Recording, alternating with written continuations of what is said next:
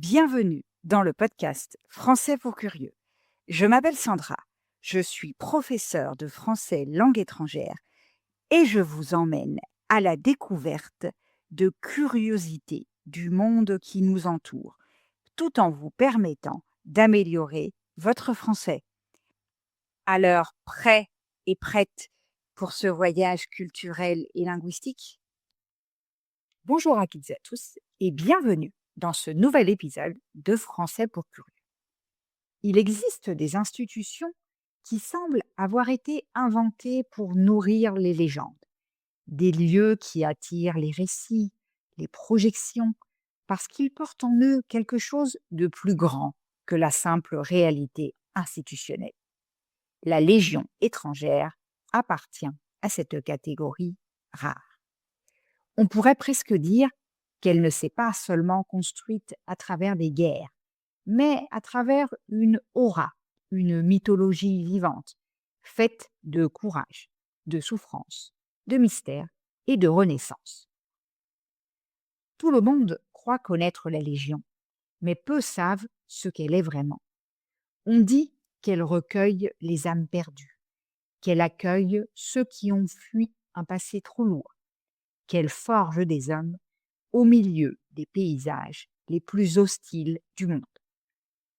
On dit aussi qu'elle ne pose pas de questions, qu'elle offre une seconde chance, mais à un prix élevé, celui de tout recommencer à zéro, dans le silence, dans l'effort, dans la sueur.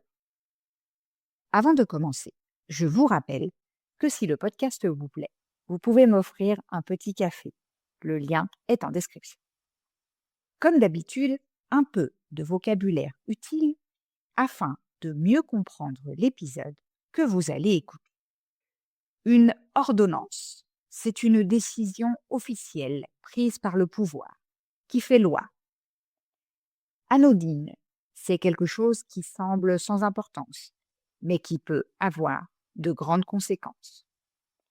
Aride, cela signifie très sec, pauvre, difficile à vivre.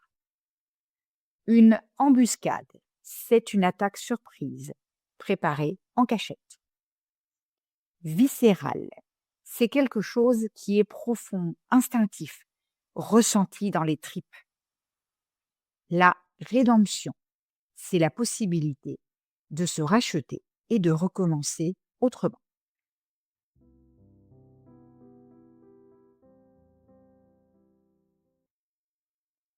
Entrons maintenant dans le vif du sujet. La Légion naît en 1831, dans une France agitée, une France qui cherche à stabiliser ses frontières, à projeter son influence, à gérer la multiplicité d'étrangers présents sur son sol.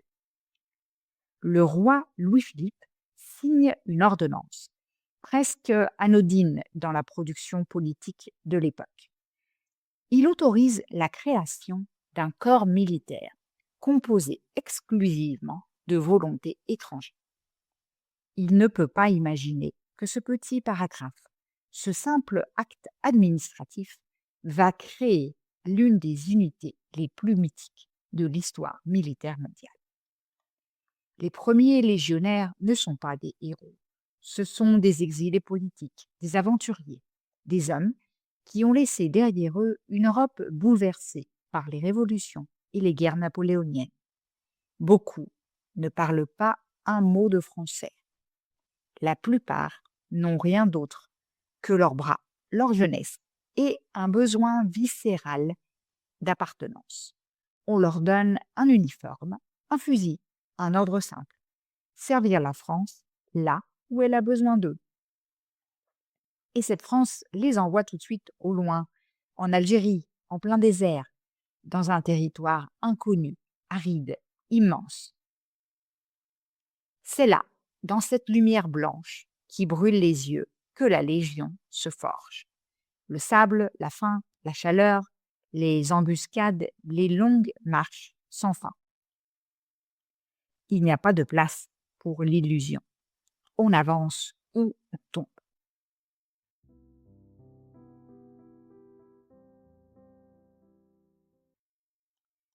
Beaucoup ne tiennent pas. Ceux qui restent deviennent autre chose, des légionnaires. Ceux qui ont servi disent souvent que la Légion ne recrute pas des soldats, mais des hommes prêts à devenir soldats. Des hommes que la discipline façonnera, que la fraternité sauvera, que l'effort remodèlera. Avec le temps, la Légion participe à toutes les grandes campagnes coloniales de la France. L'Indochine, l'Afrique subsaharienne, Madagascar, ces régiments sillonnent le monde, souvent dans des conditions extrêmes. Les uniformes apparaissent dans des villages perdus, des montagnes escarpées, des jungles humides, où tout, jusqu'à l'air, semble hostile. Dans cet environnement ingrat, elle construit son identité. La Légion devient célèbre en 1863, au Mexique, lors de la bataille de Cabellón. Une poignée de légionnaires, à peine 60, encerclés par plusieurs centaines de soldats mexicains, refusent de se rendre. Ils se battent jusqu'à la dernière cartouche, puis jusqu'à la dernière baïonnette.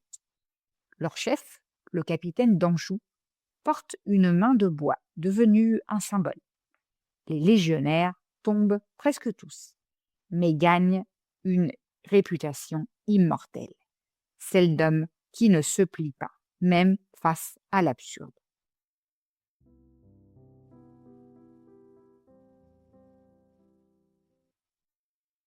Mais attention, derrière le mythe se cachent des complexités que la légende ne raconte jamais tout à fait. La Légion vit dans la violence, dans l'ambiguïté morale des conflits, dans la frontière incertaine entre légitimité et brutalité. Elle est un outil de puissance, parfois de répression, parfois de maintien de l'ordre colonial. Son histoire n'est pas innocente. Elle porte des cicatrices, des zones d'ombre que même la gloire ne peut entièrement effacer. Et pourtant, malgré cela, la fascination demeure intacte. La Légion attire parce qu'elle donne l'impression d'être un monde à part, un monde où la société civile ne pénètre pas, un monde où l'on vit selon d'autres règles, où la parole vaut encore quelque chose, où on ne juge pas un homme sur ce qu'il a été, mais sur ce qu'il est capable d'encaisser. Un monde où l'on ne te demande pas ton histoire, on t'en donne une nouvelle. Le recrutement de la Légion, aujourd'hui encore, est un rituel étrange, presque archaïque. À Aubagne, devant le portail, des hommes attendent. Certains ont parcouru 3000 kilomètres, d'autres ont tout laissé derrière. Ils arrivent avec un sac plastique, un passeport, parfois même pas. On les fait entrer, on leur demande leur nom, on vérifie qu'ils sont en état de servir. Et puis commencent l'épreuve, les jours d'attente, les tests physiques, les entretiens, les examens médicaux, les nuits dans les dortoirs impersonnels, les doutes, l'espoir. La Légion ne promet rien, elle ne séduit pas, elle ne flatte pas, elle dit seulement « si tu veux servir, prouve-le ». Et alors, peut-être, tu obtiendras une place. Les futurs légionnaires apprennent à parler français, dans un contexte où la langue n'est pas un outil intellectuel, mais un outil vital. Il faut comprendre les ordres, il faut communiquer, il faut exister. La formation, elle, est un rite de passage. On court, on marche, on grimpe, on souffre. On apprend la patience, la résistance, l'obéissance. On apprend surtout qu'une personne seule ne vaut rien. Tout repose sur le groupe. On entre dans la Légion comme un individu. On en sort comme une pièce d'un ensemble. Le collectif devient tout. Et pourtant, dans cette discipline extrême, un paradoxe. La Légion est l'un des rares endroits où un homme peut vraiment recommencer sa vie. Elle offre une seconde chance, parfois une dernière. Elle efface le passé, elle regarde le présent et surtout l'avenir. C'est peut-être pour cela qu'elle fascine tant. Elle propose une forme de rédemption que le monde moderne n'offre plus.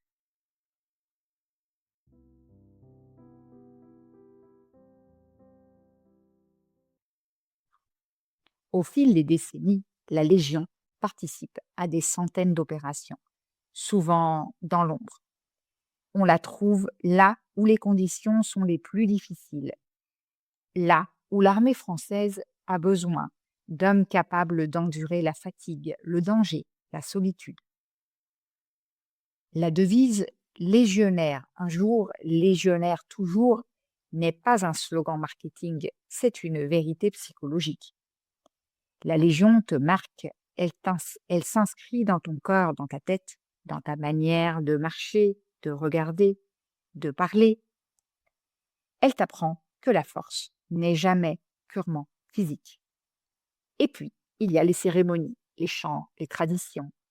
Il y a la musique de la Légion qui accompagne les défilés au pas unique. Ce pas si particulier, plus lent que celui de l'armée française. Un pas qui porte quelque chose d'ancien, d'indestructible. Il y a le képi blanc, symbole universel. Il y a la main en bois du capitaine d'Anjou, portée comme une relique. La Légion est une machine, oui, mais une machine habitée par des histoires humaines, par des douleurs, par des victoires minuscules, par des destins qui n'auraient jamais dû se croiser. Et c'est peut-être ça qui impressionne le plus, ce mélange de rigueur absolue et de fragilité humaine. On imagine souvent les légionnaires comme des hommes indestructibles, mais derrière chaque képi blanc, il y a une histoire. Aujourd'hui, alors que le monde est en continuel changement, que les armées se transforment, que les conflits deviennent plus technologiques, plus asymétriques, la Légion demeure. Elle n'a pas perdu son utilité. Au contraire, elle incarne une forme d'engagement que notre époque peine parfois à comprendre. Un engagement total, sans demi-mesure, sans plan B. Dans un monde où tout est mouvant, fragmenté, instable, la Légion propose un rock. Fragile, dangereux, mais un rock quand même.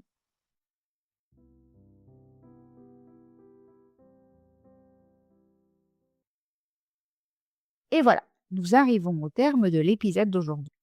J'espère que vous avez aimé ce que vous avez entendu. Si c'est le cas, je vous invite à laisser un message sur votre plateforme d'écoute préférée et à partager l'épisode autour de vous. On se retrouve très bientôt pour d'autres curiosités.